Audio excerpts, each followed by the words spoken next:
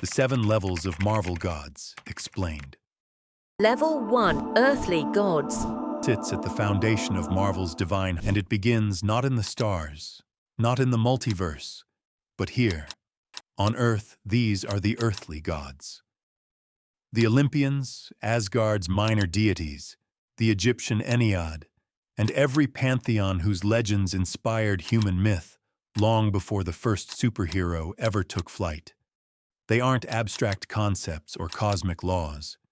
They're beings who bleed, laugh, fight, feast, love, break, and rise again. Gods by nature, but still tethered to the emotions and flaws of the mortals who once worshipped them. And standing at the front of this level is Hercules, Marvel's definitive earthly god.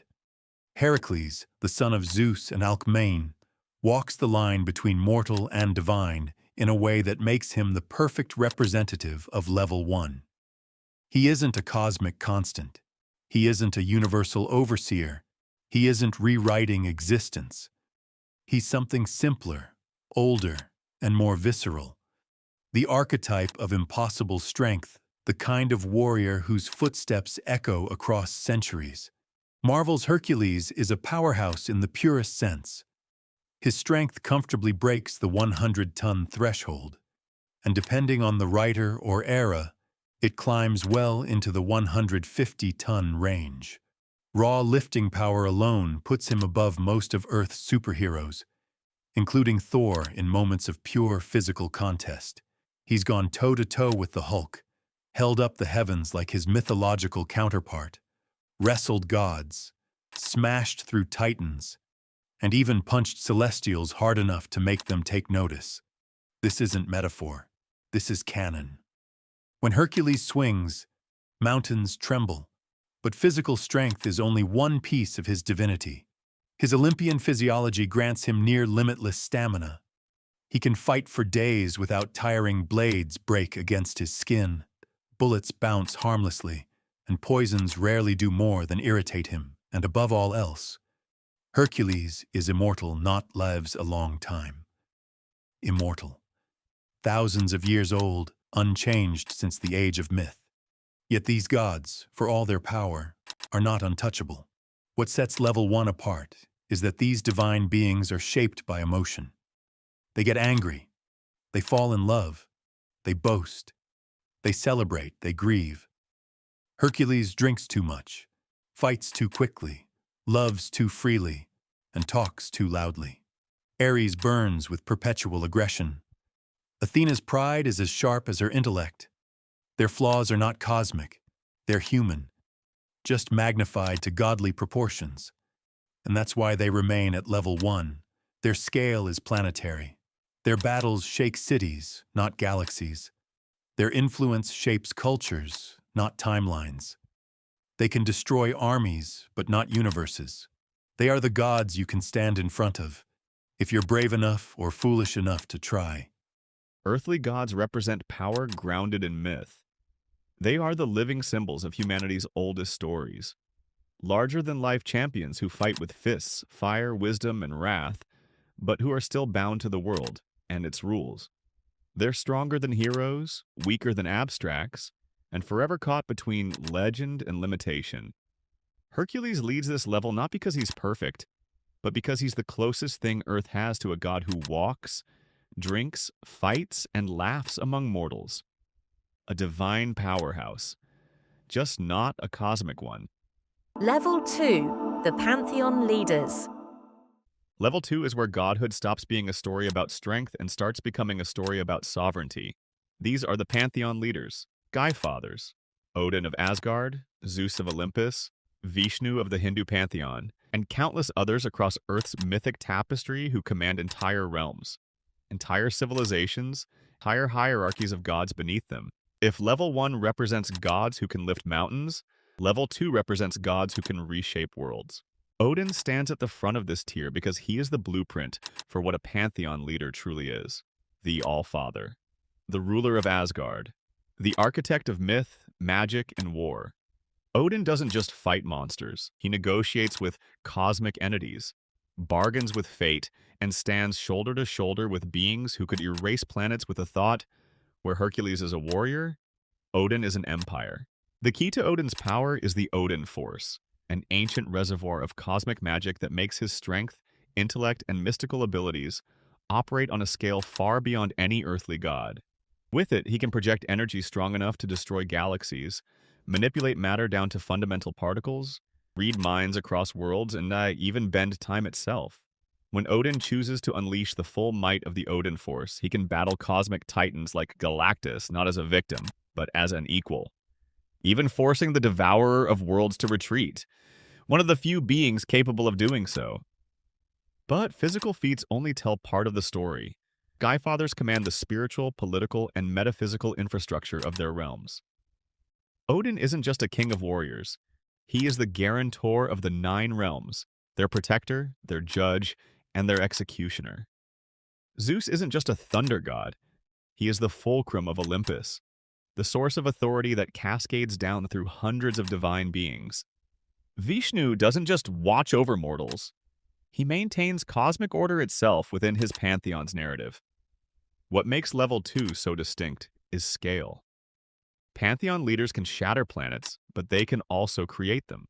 They can command storms the size of continents, alter the flow of magic across realms, and birth artifacts that rewrite physics.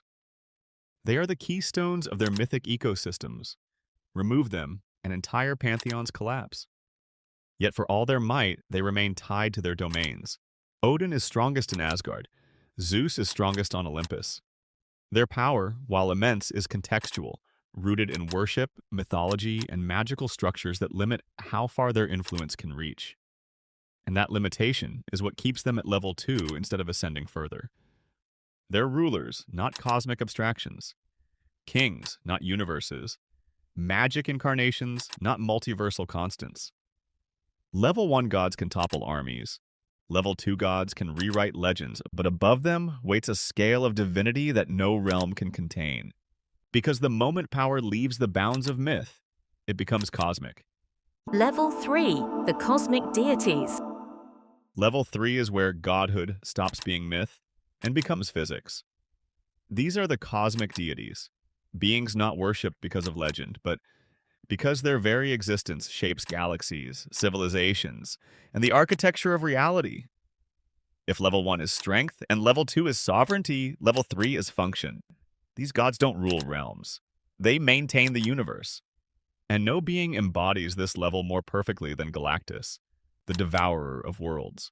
Galactus is not a man, not a monster, and not even a god in the traditional sense. He is a cosmic constant, a requirement, a built-in pressure valve ensuring the universe does not spiral into entropy or stagnation. Born as Galen, last survivor of the universe before ours, he merged with the cosmic egg of creation and emerged as the first divine being of the new cosmos. His hunger is not cruelty. It is physics wearing a purple helmet. Galactus carries the power cosmic, an energy source so vast it can sculpt planets, ignite stars, and remake matter at will. He creates heralds like the Silver Surfer by gifting them fragments of his power, giving them abilities so extreme that even Avengers tremble before them. Keep in mind, those heralds carry only drops of what Galactus holds. When he is fully fed, Galactus can fight entire battalions of Celestials, withstand black holes, warp reality, and threaten entire star clusters. But what elevates him into level 3 isn't just strength, it's purpose. He exists to maintain universal balance. If Galactus dies, something worse rises in his place. He is a cosmic immune system with a planetary appetite. Yet even Galactus is only one face of this level. The Celestials, massive armored titans older than human imagination, operate on an even broader scale of influence. They seed planets, manipulate evolution, judge civilizations. A single Celestial arriving on a world is enough to cause global panic, not because they come to destroy, but because they come to decide, to evaluate, to reshape. Where pantheon gods speak of destiny, Celestials build it. These cosmic entities operate on a scale far beyond anything Earth has produced. They bend energy and matter as easily as a sculptor shapes clay. They perceive time in eons, not seconds. They judge species the way mortals judge seasons. Their decisions echo across galaxies. But what keeps level 3 from breaking into the abstract heights above them is that these beings still operate within the universe. They are bound by cosmic rules. Galactus must feed. Celestials can be injured. Ego, the living planet, can be killed. They have form, limits, responsibility, and that keeps them grounded one step below absolute cosmic abstraction. Level 1 gods can shatter mountains. Level 2 gods can command realms. Level 3 gods can sculpt the shape of existence itself, but they do not define it. That honor belongs to the next level, beings who are the universe. Level 4, the abstract entities. Level 4 is the moment the idea of God stops looking humanoid. These beings are not warriors. They're not kings. They don't sit on thrones, wield weapons, or rule empires. They are empires. They are physics, time, meaning, and fate given consciousness. They're the abstract entities, living concepts that make the universe possible. At this level, divinity is no longer measured in strength or magic. It's measured in scope. And at the center of this level stands eternity, the embodiment of the Marvel universe itself. Eternity isn't in the universe. He is the universe. Every star, every planet, every dimension, every atom, every living being, every timeline, all of it forms his body.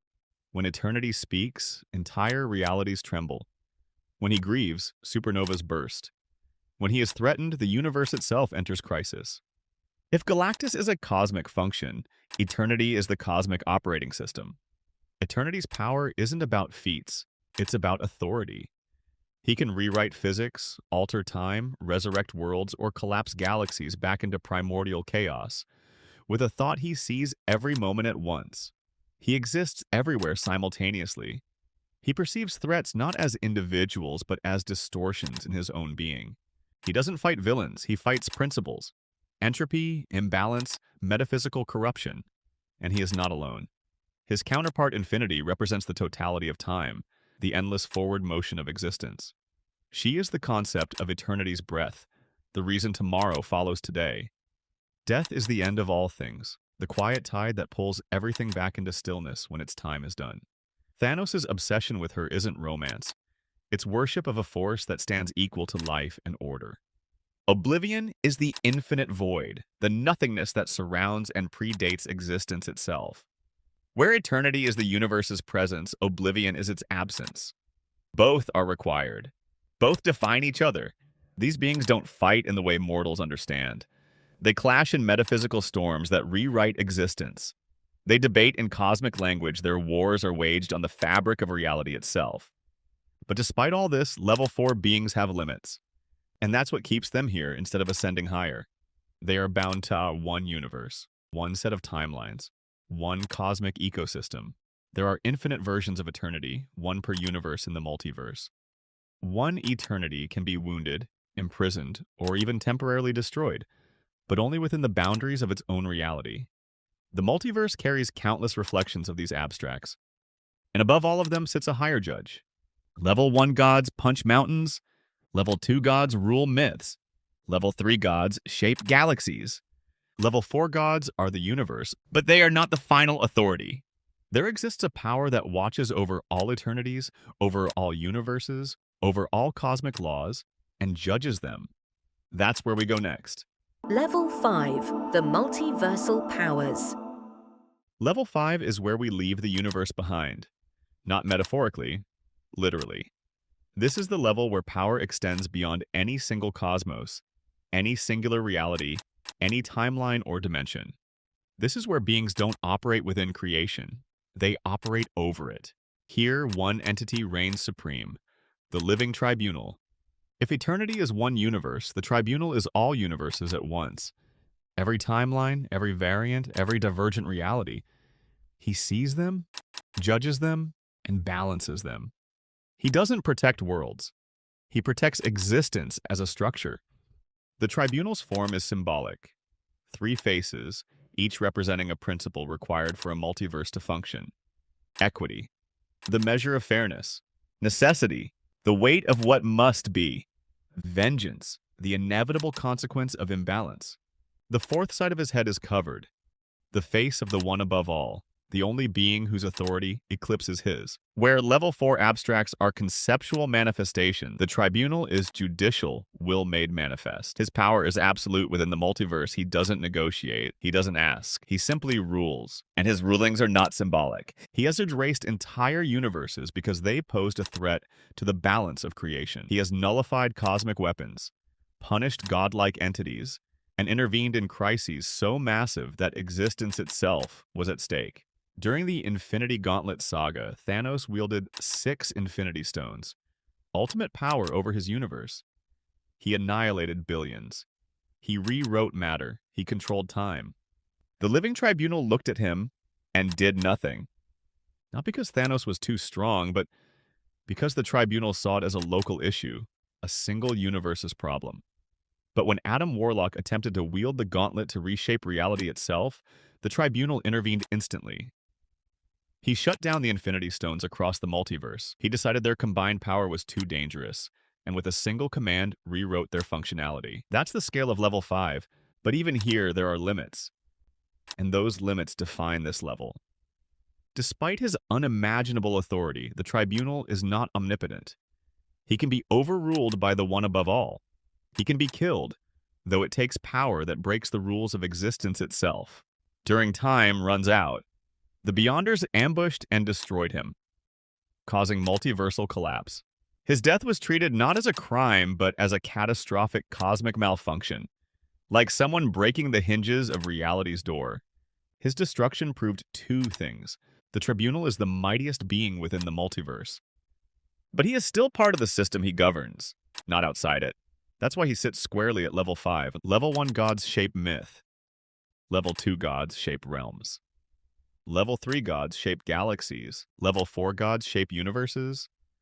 Level 5 gods shape the stability of all universes at once. But above the multiverse lies something far stranger. A power not bound to creation, but foreign to it. A power that breaks the hierarchy entirely. Level 6, the Omniversal Forces. Level 6 is where the Marvel hierarchy stops making sense. It's the level where cosmic power becomes an understatement, where multiversal isn't enough, and where even the Living Tribunal, the judge of all existence, becomes a footnote. This is the tier of omniversal forces, beings who exist outside the entire structure of Marvel reality, not above one universe, not above infinite universes, above the idea of universes. And the perfect emblem of this chaos is the pre-retcon Beyonder, the most overpowered character Marvel ever allowed to exist. The Beyonder wasn't born in the Marvel multiverse. He didn't evolve within it. He didn't climb the cosmic ladder. He existed in a completely separate dimension, a realm so vast that the entire Marvel multiverse was described as a single drop inside it. The Beyonder was the sea around that drop, a being whose existence dwarfed everything Marvel had ever created. When he first noticed the Marvel universe, it was like a curious child noticing an ant colony. Not malicious, not heroic, just interested. And that interest nearly ended reality. The moment the Beyonder reached into Marvel's multiverse, the rules broke. He casually moved heroes and villains like pieces on a board, creating Battleworld for his own amusement. With a thought, he killed the entire cast of Marvel's greatest legends, and seconds later, resurrected them. He reshaped matter, rewrote natural laws, and erased cosmic entities from existence simply to test ideas. Galactus, the Celestials, Eternity, Infinity, beings who operate on universal and cosmic laws, were nothing to him. They attacked him. He didn't fight back. He simply ignored them because their power was too small to matter. Even the Living Tribunal, the supreme judge of all multiversal reality, had no authority over him. The Infinity Stones? Irrelevant. They work inside universes. The Beyonder was from outside them. Dr. Doom once stole a fraction of the Beyonder's power and described it as having control over the force of millions of universes. And that was only the stolen portion. The real Beyonder was beyond numbers. But power of this magnitude comes with tragedy. The Beyonder didn't understand humanity, or limitation, or consequence. He was omnipotent without context, a god without wisdom, a creator without purpose. His attempts to join the universe resulted in disaster every time. Not because he was evil, but because he was fundamentally incompatible with existence. And that's why he sits at level 6 instead of the final tier. He wasn't the creator, he wasn't the source, he wasn't the highest power. He was simply the strongest intruder Marvel ever conceived. Eventually, Marvel retconned him into something smaller, because his original form broke the cosmology too hard to maintain. But pre-retcon Beyonder remains the clearest example of omniversal power. Something greater than multiversal law, immune to cosmic judgment, and capable of unraveling everything with a passing thought. Level 1 gods lift mountains. Level 2 gods rule realms. Level 3 gods shape galaxies. Level 4 gods are universes. Level 5 gods judge infinite realities. Level 6 gods break the system itself. But even the Beyonder bows to one final power, the source of all creation, the top of every hierarchy. Level 7, the Supreme Being. Level 7 is the end of the hierarchy, the top of the mountain, the final rung in the divine ladder. You could stack every Skyfather, every Celestial, every cosmic abstract, every multiversal judge, and every Beyonder into a single tower of power. And they would still stand infinitely below the being who exists at this level. Because level 7 is not a character. It's not a god. It's not a villain, concept, or cosmic force. Level 7 is the source, the fountainhead of all creation, the author behind the page, the one above all. The one above all is not the strongest being in Marvel. He is the reason strength exists. He is not the ruler of the multiverse. He is the one who created the multiverse. Every universe, every eternity, every tribunal, every cosmic law, every particle of existence, all of it flows from his will. He is omnipotent, omniscient, omnipresent. Not figuratively, literally. Most gods affect worlds. Some affect galaxies, a few affect universes. The tribunal affects infinite universes. The Beyonder affects existence from beyond existence, but only the one above all affects everything. He appears rarely, and when he does, it's never as a glowing titan or a cosmic storm. He appears as Jack Kirby, as a gentle voice, as a quiet presence between panels. Because his true form cannot be perceived. Characters don't fight him. They don't battle him. They don't even defy him. The one above all exists so far beyond conflict that he simply is. He is the breath behind creation, the hand that paints the stars, the light that breaks the darkness, the reason there is anything instead of nothing. Even the living tribunal, Bai, the judge of infinite universes, kneels before him. The tribunal does not make laws. He enforces the laws written by the one above all. And when the tribunal was killed by the Beyonders, the only reason existence survived was because the one above all permitted it. His will is the load-bearing wall of reality. The one above all is also the only being in Marvel whose power is not measured. There is no scale, no feat, no upper limit. He rewrites cosmology with a thought. He restores universes with a blink. He resurrects what he chooses, ends what he chooses, and guides the hands of heroes when stories demand impossible hope. His counterpart, the one below all, is not a rival. It is simply the other side of his nature, the shadow cast by infinite light. Even destruction is part of his design. Every power beneath him, from the cosmic abstracts to the omniversal Beyonders, are just panels in a story he authored long before the first star ignited. Level 1 gods fight with fists. Level 2 gods fight with magic. Level 3 gods fight with purpose. Level 4 gods fight with concepts. Level 5 gods fight with judgment. Level 6 gods fight with existence itself. Level 7 does not fight. Level 7 simply is. But above even this, one more level waits. A meta power so supreme it exists outside the fiction entirely. Bonus level 8, the true gods above all. Level 8 is where the entire Marvel cosmology collapses under the weight of reality. This level isn't part of the canon. It creates the canon. It doesn't just oversee the multiverse. It owns the multiverse. It doesn't operate within the story. It writes checks that determine what stories exist. Welcome to Level 8, the final, absolute, ultimate power in Marvel lore, Disney shareholders.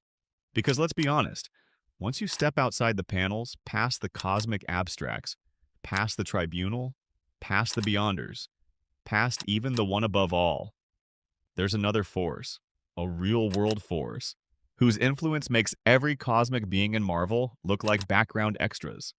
These aren't gods in robes or titans made of starlight. These are ordinary humans wearing suits, whose votes carry more power than every Infinity Stone combined. Why they're level 8? Because the one above all can create and destroy universes inside the story. But shareholders?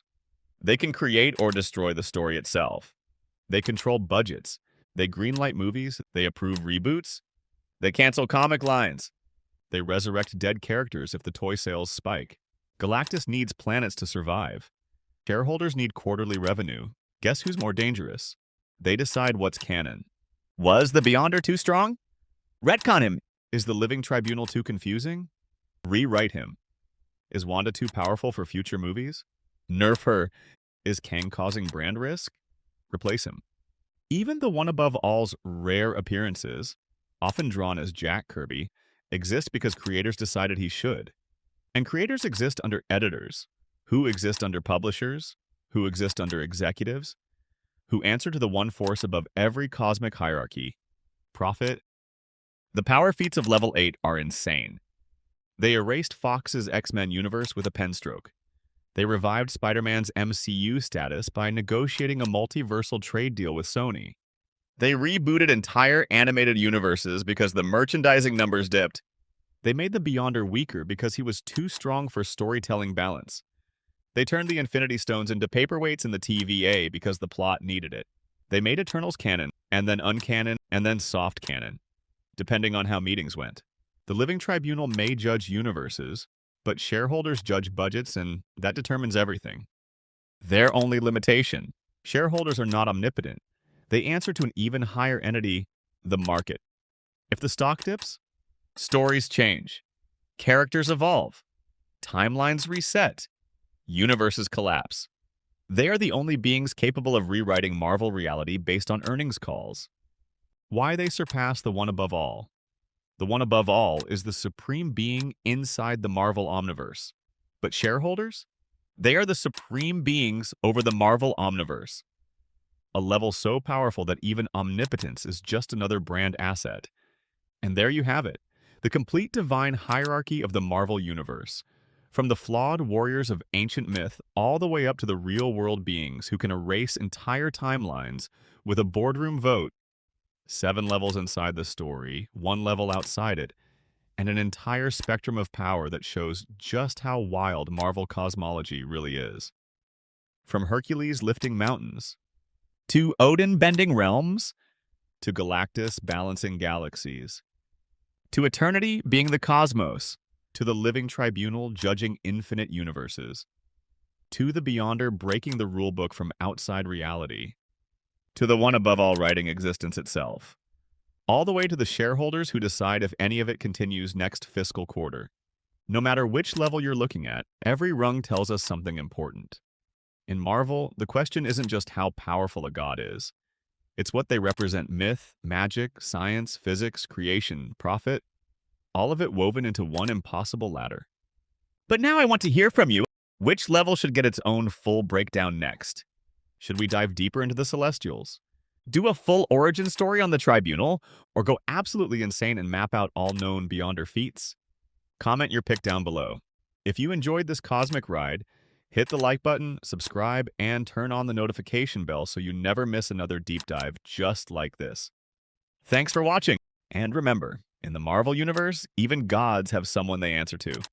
See you in the next video.